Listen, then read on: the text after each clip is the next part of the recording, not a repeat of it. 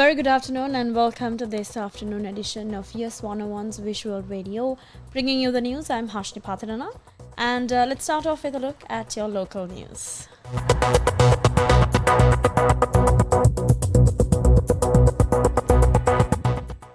In your top story this afternoon, the Puluwang Sri Lanka Manifesto of Independent Presidential Candidate President Ranil Wickremesinghe was launched in Colombo.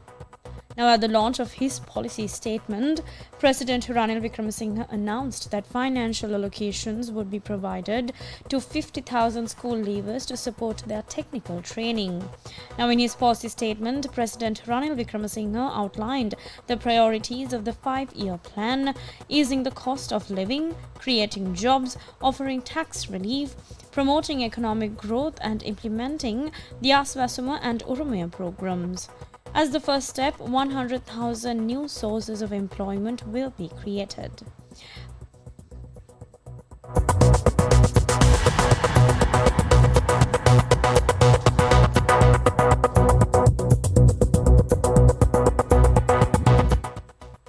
In more local news, a former member of the Western Provincial Council, Amal Silva, has been arrested for allegedly harboring suspects involved in the murder of Surendra Wasantha Pereira, also known as Club Wasantha.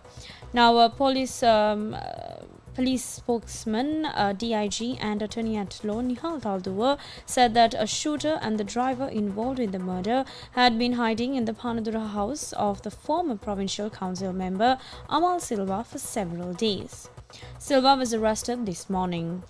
The suspects, a 32-year-old resident of Nagoda and a 29-year-old resident of Ahongala, were apprehended last night.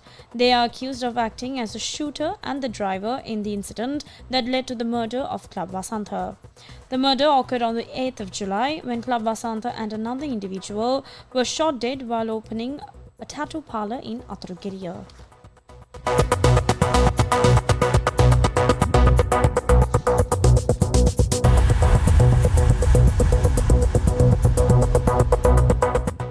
Now we are still in local news.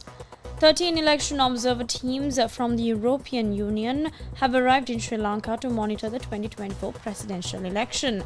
Now, the teams, comprising of 26 observers, dispersed from Colombo this morning to cover all districts across the country. Najo Sanchri Zamor, member of the European Parliament and chief observer of the Election Observation Mission to Sri Lanka, was also present during the departure of these groups. During the election period, these teams will engage with members of the Election Commission, party representatives, journalists and other stakeholders to ensure a comprehensive observation process.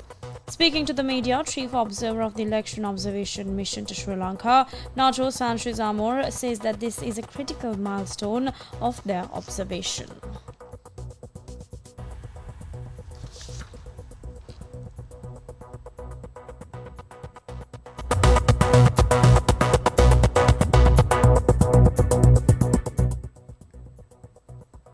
We're still in local news.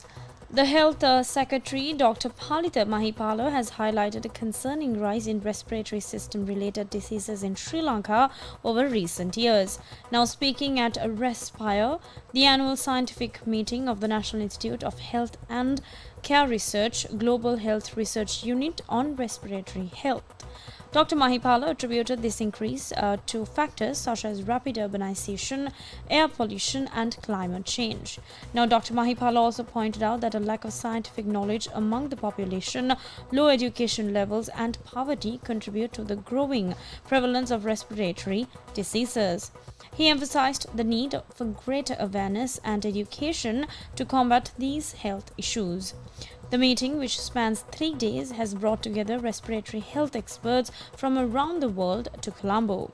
The goal is to initiate various programs aimed at reducing the risk of respiratory diseases in the Asian region.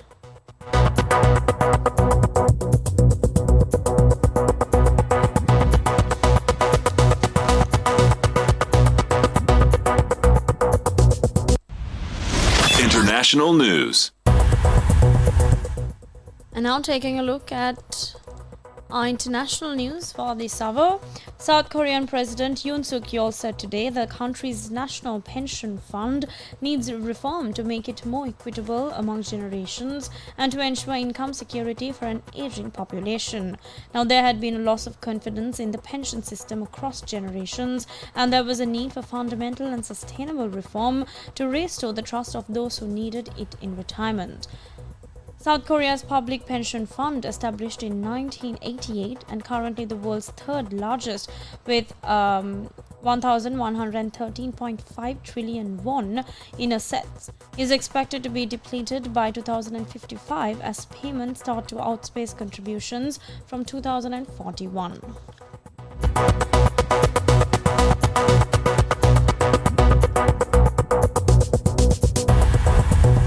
Sports news.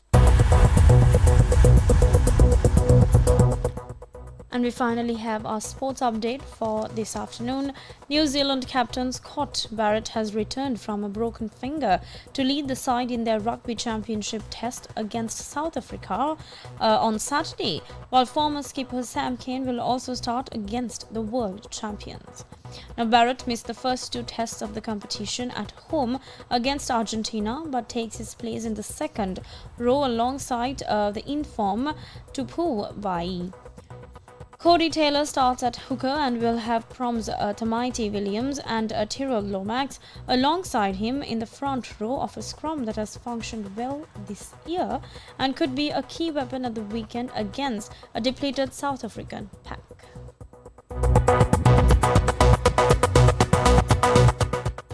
And with that, we wrap up this edition of YES101's Visual Radio. I'm Harshni Patirana. Thank you for watching and stay tuned for more of the very latest.